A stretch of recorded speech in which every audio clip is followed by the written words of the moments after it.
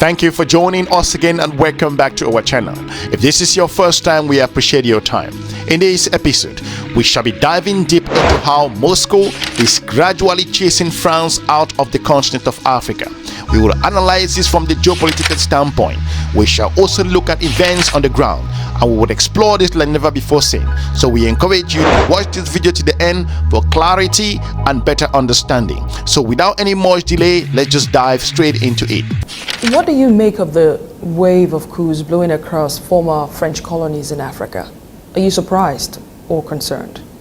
Now it's time also to revise the relations of France with the African countries. They have tried to explain, but they didn't listen.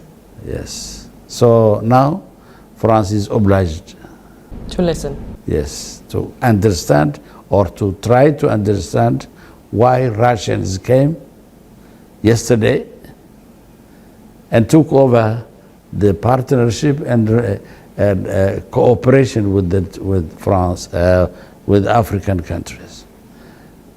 Now I think the leaders in leadership in France should understand how they can create a new atmosphere, a new partnership as free countries who can decide for themselves and for their future. The French flag was lowered for the last time in the Bila Zagreb military camp in Burkina Faso a couple of months ago, marking the end of 13 years of a presence by French armed forces in the West African country. France's withdrawal from Burkina Faso comes at a time when you are less likely to see the French tricolor in the capital of Ouagadougou than the Russian red, white and blue, marking a rapid and stunning loss of influence for the former colonial power. Around 400 French troops had been posted in Burkina Faso since 2010 as part of France's effort to stop hostages taking and also later to curb the expansion of terrorist groups in the broader Sahel region. In January, the French were given 1 month to leave the country, a decision that followed a period of growing instability in the country, including 2 coups d'etat in 2020. The withdrawal from Burkina Faso is the third setback for French President Emmanuel Macron, who promised a new approach to Africa when he came to power in 2017, one based on a partnership of equals.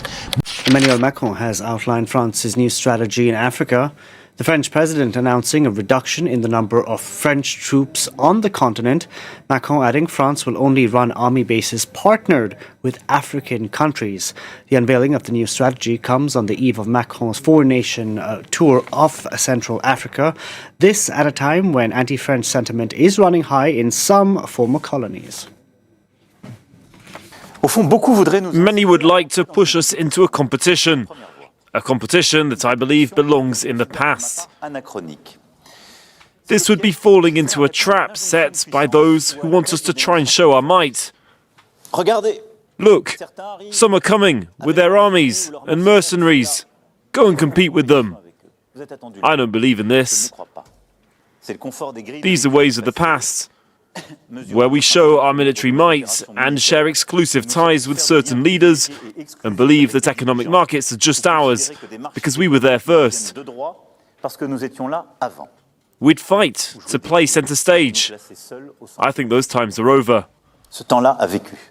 Well, Russia's president has promised to supply free grain to several African countries. Vladimir Putin has welcomed African leaders to an economic forum in St. Petersburg. The collapse of the Black Sea deal on Ukrainian grain exports is causing concerns in Africa about rising food prices as well as shortages. Putin is seeking to reassure Africans that Russia is a reliable partner.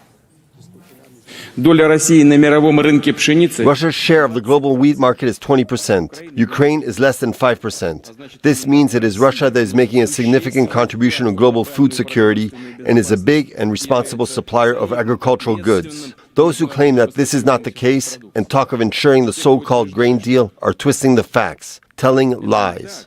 Moving ahead, in recent months, France has also had to leave Mali and Central African Republic, raising fears of a domino effect across the continent as Macron winds down his country's decade-long bacchanal operations to fight against jihadists in the Sahel. It is a real test for France, according to one expert, Saidik Agba, a writer from Niger and an African security studies specialist at the University of Valenciennes in France. The expert warned, if France doesn't want to see a contagion across the continent of Africa, it has to change its approach.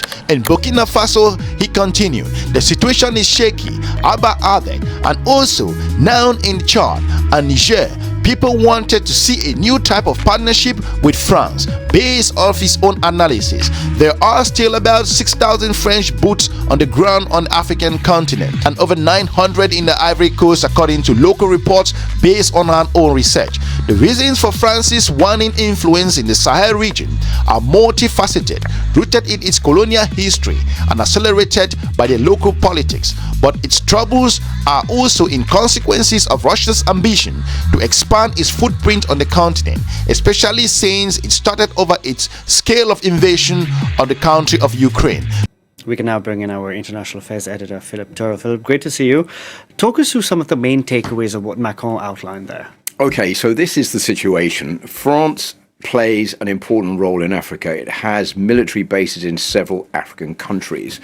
As you may know, France has been kicked out of two countries within the last year. One is Mali and one is Burkina Faso. And France is perceived in these countries as being the former colonial power, but still wanting to play some kind of role in the military setup of the country. And it's been used against France's image to the detriment of other forces, notably the Wagner force from Russia. So France has been losing ground in West Africa over the past few years. So this is another attempt by Emmanuel Macron to try to put the record straight. He's on his 4-nation trip beginning today with a visit to Gabon, but he's also going to Congo, Brazzaville, the Democratic Republic of Congo, and he's also going to go to Angola. So this is a 4-nation trip, a very rapid 4-nation trip over 4 days, 1 day in each country, but it's to put the French back on the rails to improve France's image in Africa.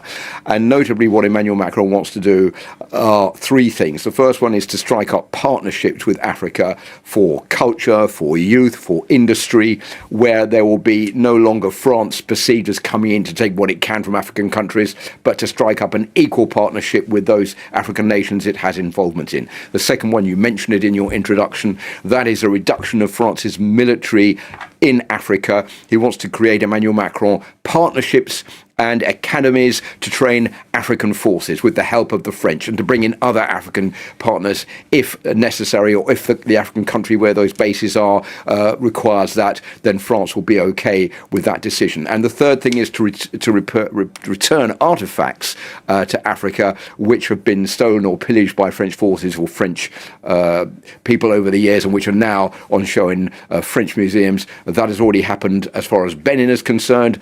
Ivory Coast has also asked for artifacts to be returned. Emmanuel Macron says that is perfectly fine. We are willing to talk about that with African countries and to return those artifacts as necessary so they can go on show in museums where they should be on show in African countries. Looking forward, the Elysee Palace has taken note. If you consider when the President of France, Emmanuel Macron, traveled to Angola, the Democratic Republic of the Congo, the Republic of the Congo, Gabon, and also the hills of Russian Foreign Ministry's Federal Labour Store of Mali, Mauritania, and also Sudan in the January of last year. You could imagine how the tensions are warming up within the African continent. As French troops are systematically ushered out, they are in some cases being replaced by mercenaries from Russian paramilitary organizations, the Wagner Group. In Burkina Faso, the country military leaders deny they have sealed a deal with Wagner Group, but Russian mercenaries have been sighted in the country a couple of times, backing up the Wagner's boots on the ground. Russia is also waging sophisticated and also coordinated information warfare, grossly misrepresenting France's presence, which has so far struggled to effectively strike back in regards to strategic move. Some French officials are beginning to acknowledge the complication, according to one French expert who said that they have not built enough power French experts and diplomats understand the challenges on the ground. The continent of Africa is warming up regarding those two political competition, looking at their presence and also influence in the continent of Africa. In his defense review speech, Mr. Macron argued that the army should also focus on influence operation in the face of disinformation campaigns and attempt to manipulate civilians, particularly in the continent of Africa.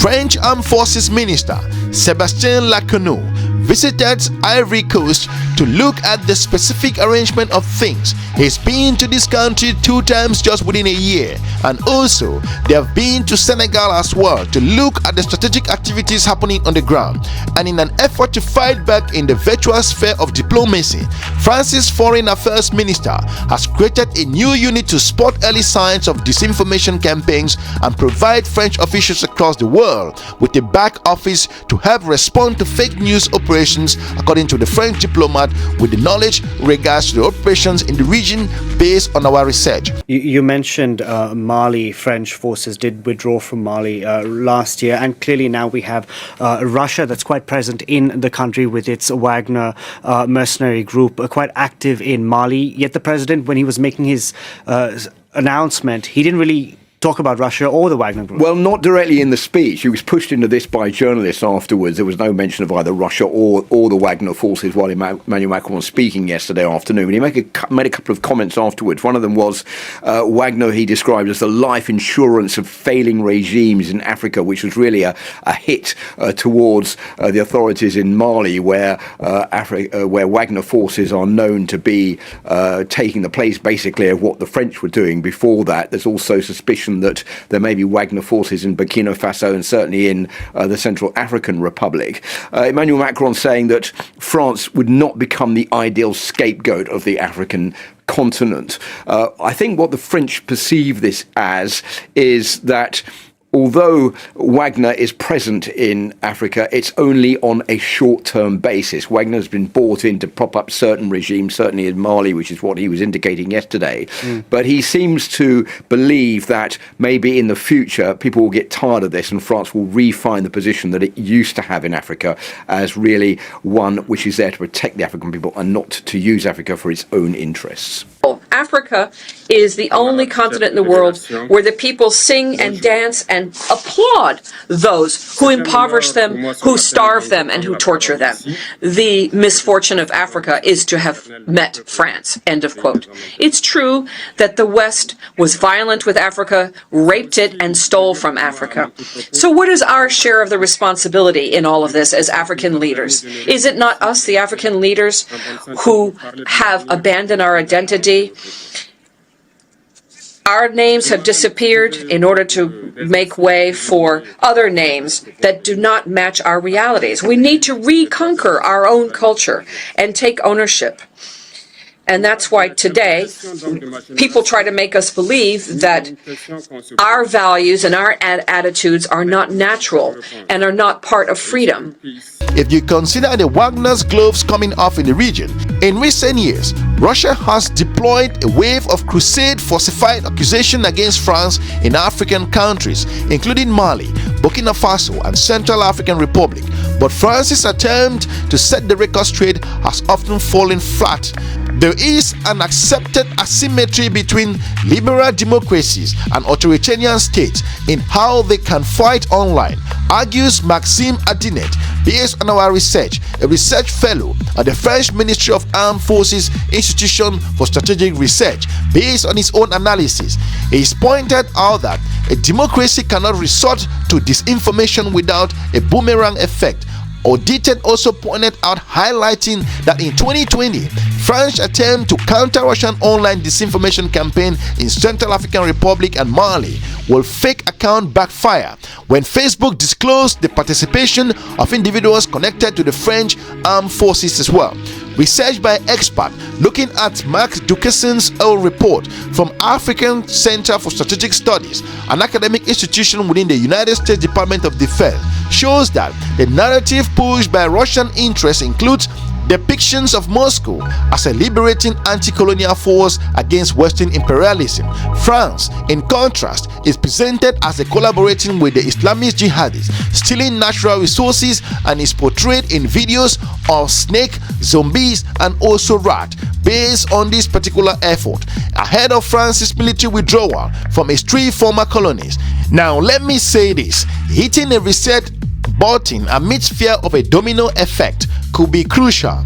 Russia's disinformation machine would not have been so effective in Africa had France's record on the continent been better in the past decades. Some French experts and lawmakers say former French colonies, Mali, Burkina Faso, and Chad retained links to France for a long time, but ranked as some of the poorest countries in the world, and even as French troops have fought jihadists in the Sahel since 2013, security in the region has significantly and steadily worsened. Russian propaganda takes advantage of a situation but does not create it. It will not have any hold if we had not accumulated mistakes over the past couple of decades. According to the words of Arnaud Leguel, a lawmaker from the left-wing opposition party in France, who chaired the National Assembly France's Burkina Faso Friendship Group arrangement, France is now attempting a sea change in its relations with African nations. When Macron brought the Barkhane operations to an end last year, the decision was taken to engage in more substantive and supportive roles in Africa. According to experts, France have to learn to work with African armed forces, not instead of them, said one French official.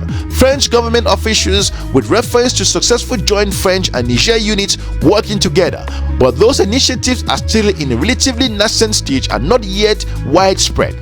In closing down this episode, the speed with which French forces were expelled from Mali, Burkina Faso, and the Central African Republic left many observers wondering which country will turn in its backs on France next. The anti-French sentiment is everywhere. Wagner is only present in a couple of countries, but the Russian storytelling is everywhere, warned the French government officials at the time, based on our research, who said that most French officials feared that less a domino effect than an anti-French contagion that will undermine France's influence and economic interest in the region. Many experts are worried that France is declining in the continent of Africa, but others are pointing out that as a result of France's presence in the continent for decades, France never made any effort to solidify its presence, to make strategic moves, invest in infrastructure, businesses, and deal with better cooperation and relationship to enhance the Francophone Africa and other African countries to match with them in terms of power in regards to relationship. This has left some bitter accents in the mouths of most African experts and African people. That's the reason why Moscow is gradually chasing France out of Africa using all types of techniques. However, the country of Russia is currently embroiled in another war with Ukraine. We shall be looking on how these particular geopolitical issues will emerge in the continent of Africa, and what are the roles and strategies that France is going to be employing in figuring out itself with regards to its operation in the region. We want to thank you for watching The Explorer. Let us know what you think with regards to this geopolitical issue in the region. Is your country affected? Drop us a comment in the comment section. If you are new here, we encourage you to check some of our informative videos on this YouTube channel. We are looking forward to meeting you soon in our next episode. Have a good day. Bye-bye.